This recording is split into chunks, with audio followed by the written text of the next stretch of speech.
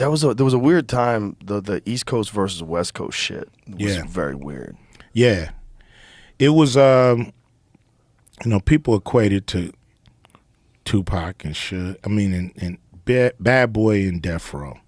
But it was actually bubbling before that. It was, to me, an industry thing in a way. Like, New York had the throne for so long, and here go, well, at least a decade or more. And here comes these West Coast rappers, kind of taking attention away. And so the industry people, it started to bubble up with them that, yo, we're doing real hip hop. They're just doing gangster records, And so that started to kind of get into the artists, what I mean? That sentiment started to poison the artists.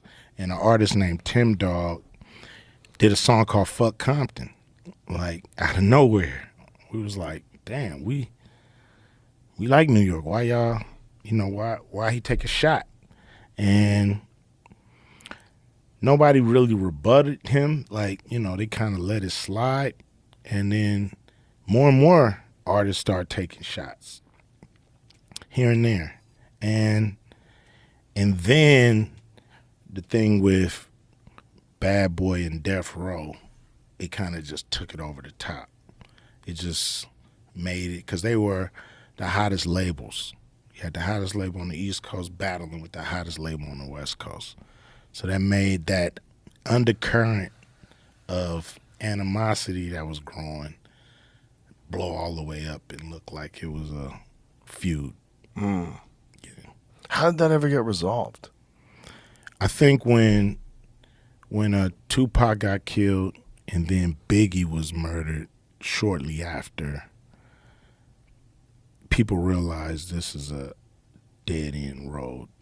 Like, people stopped listening really to East Coast and West Coast at that time, and that's how the immersion of the South came. The South was there bubbling. They was doing their thing. They had groups that was making a dent, but at one point, all the hip hop fans were so fed up with the East Coast West Coast beef that they said, we're just gonna pay attention to what the South is doing. You guys gotta heal your wounds and come back. And so that's the emergence of the South and all the groups that came out. Back then, were you touring on the East Coast? Yeah. So what was it like when you were touring on the East Coast in the middle of all that shit? It was always love. Some fans took sides, but most of it was, industry stuff, and they were kind of caught in the middle. So, I did a record called, Bow Down with the West Side Connection, which we addressed a lot of the beef because we felt like most of the industry was in New York at the time. So we felt like if we didn't stand up for ourselves in some way, shape, or form, what we accomplished the last decade would be erased and eroded and dismissed, discredited. And we would be played out. You know what I mean? We wouldn't have longevity. Right. So, there was, back and forths. But at the end of the day, Tupac being killed, Biggie being killed was just a wake-up call for the whole industry. That's sad that's how the wake-up call had to go. It's crazy. Crazy. Yeah. I mean, I remember I was on news radio, on the set of news radio, when someone told me Tupac got killed. And I remember thinking, how is that possible? How is that real? I just, it was a new day. Like, it's like, oh, we're in a new era where celebrity means nothing. Celebrity means nothing. Anybody can get it. Yeah. So it's damn near like we back where we started from, back in the hood, trying not to get it. And here, you're a celebrity and you can still get it. How dangerous did that feel to you back then? You know, no more dangerous than it feels when any of people, any person I know gets shot. It feels like, damn, you know, this never ends. Um,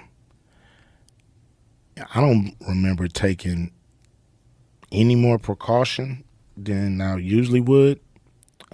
But I knew people, some dudes was getting bulletproof trucks and shit and bulletproof vans and all this stuff. I was like, nah, I ain't going to that extent.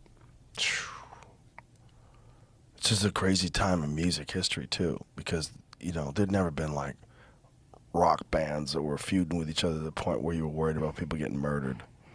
No, not that I know of. Rock bands do feud. They usually don't do diss records either. Right. They just feud or they have subliminal disses. It's never like The diss record thing was wild. That was really the first time artists ever went after each other like that. Yeah, it's but it's like sparring. It's like battling. It's like it's part of the game. So it's welcomed in a way. You spar, you practice, you know how to fight, and then somebody get in your face and challenge you. Like, okay, this is what we do. Let's rumble. You know what I'm saying? So it's like you grow up battling. You got your raps. You say your cocky shit. You know what I mean? And somebody want to, put it on wax and battle. Like, we can battle on wax any day. You know what I'm saying? So let's go for it. When did it feel like for you all that shit sort of like went away? Like the feud stuff, when did it seem like it was just back to just making music? For some reason, I think like 9/11, like that tragedy of 9/11, for some reason, like it seemed like from then the feuding stopped and people kind of reassessed and reorganized their thought process when it comes to that. Like it was like that's when it seemed like a ceasefire just was the best thing to do because the country went through a crazy shakeup. Yeah. Yeah.